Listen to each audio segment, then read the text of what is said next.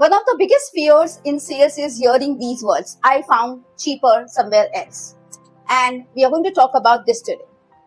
Hi people, welcome back to your channel Dream for Journey with Arpita. This is your host and we are going to talk about the entrepreneurship principle, which is do not build a business by chasing a customer. This is what we learned on Monday, and now on Wednesday, as discussed, I'll be talking about the customer Frank, who taught me this entrepreneurship principle. Now, the biggest fear that each one of us who are in sales is, hearing these words from the customer that, I found cheaper elsewhere, or I found a better price online. Now, for most of the agents, you, me, or anybody, this is the exact moment where panic suddenly enters into our mind, because now the thing is we are into, the saving mode. We want to save the customer. So immediately we'll be looking about matching the price. We'll be thinking about, actually giving the customer the price that he is looking at, or, looking at all the other alternatives. Like we will start discounting without even realizing that we are actually losing our value as well. So, we start discounting, we start negotiating, and we are trying everything that we can do to save this particular deal. And, years ago, I faced exactly the same situation, except I did something that most salespeople would not dare to do or wouldn't do, I actually let the customer go. The thing is, it's not that, it was my ego that I let the customer go, but it's just that I did not have any alternative left with me. And I thought at that particular point in time, majority of my lessons have come from an experience wherein, I just trusted my instinct. Because I believe that if if you're doing something from your heart and if you trust your instinct, trust me, you will never fail. And that's exactly what I did with this customer, Frank, also. So, when I gave him opportunity to leave, to go and, book tickets somewhere else, 3 hours later, he returned. I got a phone call and he said, Arpita, I think I'm cheating on you. And, that stayed with me, because not that, I am somewhere related to the customer or anything, but for a customer to have this profound, this profound statement that I am cheating on you actually spoke volume to me. So now let's begin what happened with Frank.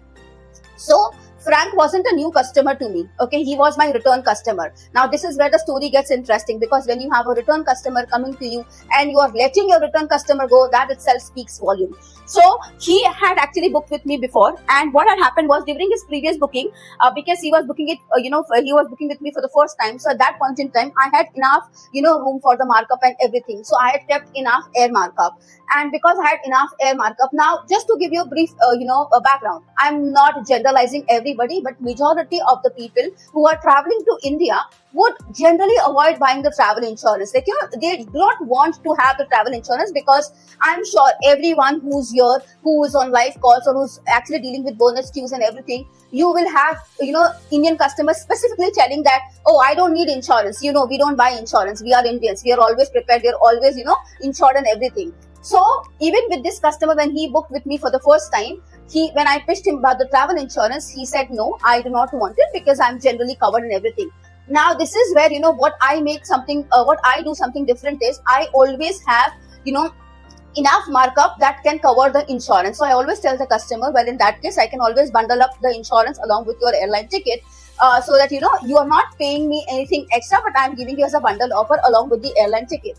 And surprisingly, 95% of the time, this actually works. Customers do purchase it, because when they realize that, okay, it's coming as a bundle offer along with the travel ticket, they are easy to take it. So, this is exactly what I did with Frank when he booked with me first time. Like I said, because I had recognized the pattern. Like I said, I am always somebody who learns from every customer. So over the period of time, I had learned the pattern that people who are traveling to India will not buy insurance. So I always, kept that markup that I can bundle it up. So I had bundled the entire insurance for him. And, I told him the same thing, that since you are not willing to buy insurance as a separate product, as a byproduct, let me just bundle it up to you. And he was so happy. And he said, I'm really happy. I would always come back to you. And that's how our first conversation ended. So naturally, when he returned for the second time to, to purchase the ticket, He wanted that same experience. What he was actually expecting was that I'll be giving him the insurance, in a bundle offer, or I'll be giving him a cheaper price, or whatever XYZ. So this is what he had come with an expectation. But this time, the market had changed, because this happened, I think, just about 4 months ago, when the entire, war and everything broke out, and the oil prices had gone up. So of course, this has happened just recently. So the market had changed. There was so much of volatility in the market that even if I had to, bundle it up the insurance, the airline, the price itself was too high. So there was no room for me to, bundle up the insurance. So airfares had become expensive, like I said, and he had a fixed budget. So, like I said, there wasn't simply enough room for me to bundle up the insurance here. So when I explained this to him, he felt disappointed, and he said, then what is the point of me coming to you? I might, as well book online, and, because this is the same thing that I'm seeing online. So I don't see your need to be here. And I don't deny, he was completely right as well, because when you're seeing the same price in the market, why do you need a travel agent? And that's exactly what many of us face in BQ, because in BQ, the people are actually, actively looking for better fares, better opportunities. That is the reason they delay their decisions of making the booking. So, and we will talk about this, on Friday, when we talk about the principle of how you apply, what you can apply on Friday. So of course, yes, what I did was I actually let him choose. Instead of, bargaining, instead of telling him that what I can bring to the table and everything, I actually let him choose that whatever feels right for you, please go ahead and do it. So he negotiated. First he asked that, oh, you can give me some discount, maybe like $30, maybe like $40. And, I checked everything. I even spoke to my advisor, Ocean. I asked, can we do something better here? He checked. I checked with the expert. They said we do not have any room, because whatever price you have given, that's exactly the net price that the ticket is going to cost us. So there is no room for, for you to give additional discount or anything, unless he takes the insurance. Because if he takes the insurance, then maybe we can do a bundle deal and we can give like about a $25 discount or something like that. It wasn't much. So I told him that, there is nothing for me to reduce. And, then he told me that, Arpita, I am seeing this exact thing on, directly with the airline. That exact fare that you are giving me right now, I'm seeing that exact fare on the airline. Then I replied to him, you know what? I believe you should choose whatever feels right for you. Because the thing is, see, now I wasn't doing a reverse psychology here. I genuinely meant it. I told him it's your money and you should spend it wherever you feel you are more comfortable. And the call ended, and I thought that was the end of it.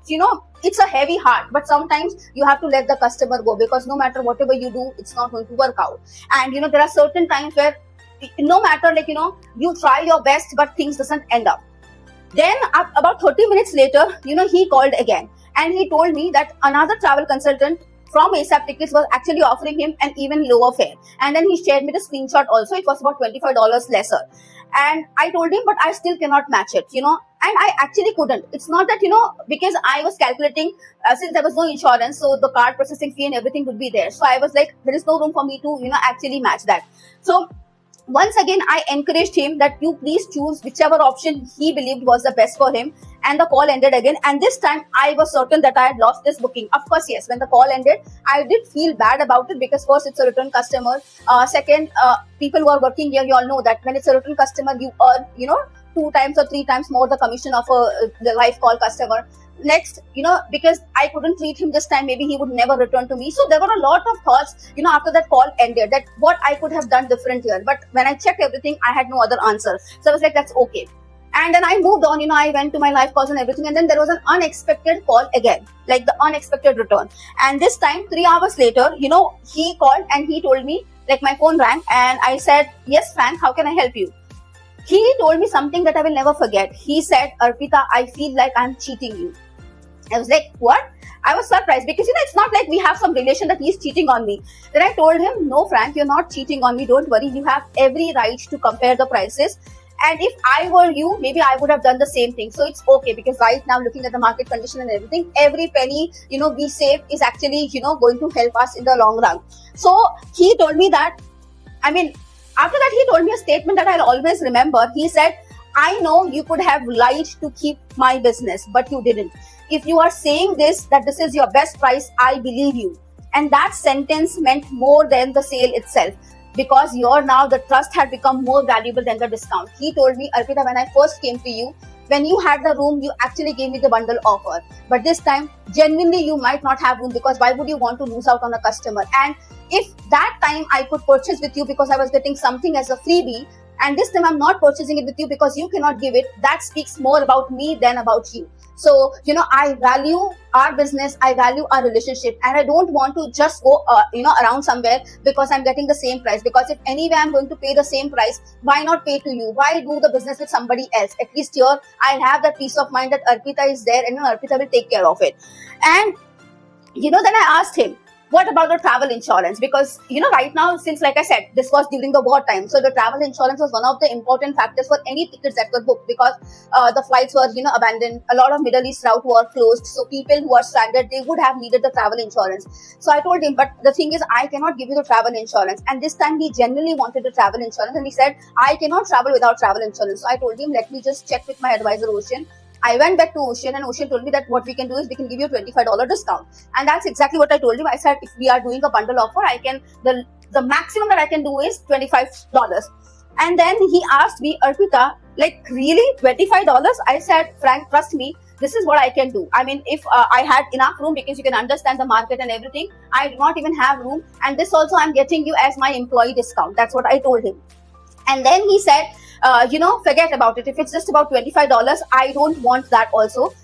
Maybe what you can do is forget the discount. I am still buying the insurance. And then he bought the ticket. He bought the insurance, not because we were the cheapest, because he trusted the person behind the booking. And then he told me, Arpita, this relationship is something that, I would cherish, because I don't want to give, somebody else something. But at least now I have the peace of mind that if anything happens, I have one dedicated travel manager, which is Arpita. And because you did not negotiate with me and you let me go, my conscience did not allow me to do that business elsewhere, because somewhere I thought that I am bound to you. Look, I am bound to give you the business. And that transformation is something what I think each one of us should have, that with any customer.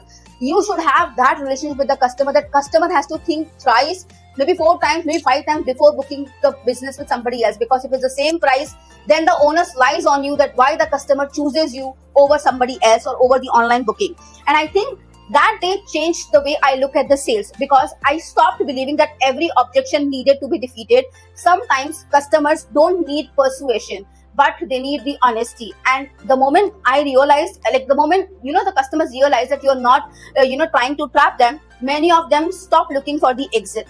And, Frank taught me one of the best lessons, or the valuable lessons of my career, that the thing is, you don't build loyalty by refusing customers to leave, but you build loyalty by giving them the freedom to leave.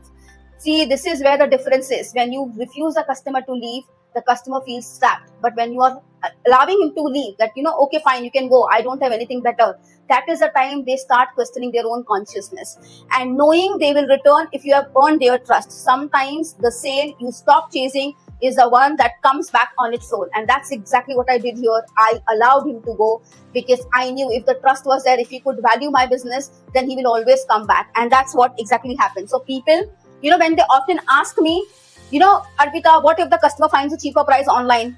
And Frank answered that question long before I ever could. Price may start the conversation, but trust decides where it ends. So if you've ever lost a customer to a cheaper price, don't assume you have lost them forever. Sometimes standing your ground with honesty creates something far more valuable than a discount. It creates trust. And trust has a way of bringing people back. And that's exactly what we are going to discuss on Friday inside the soul of bonus queue, where majority of the times we are losing customers in bonus queue because people find it cheaper elsewhere. So how do you apply this principle to the bonus queue is what we are going to talk in on Friday inside the soul of bonus queue. So until then, please like, share, comment and subscribe, and we'll meet again on Friday.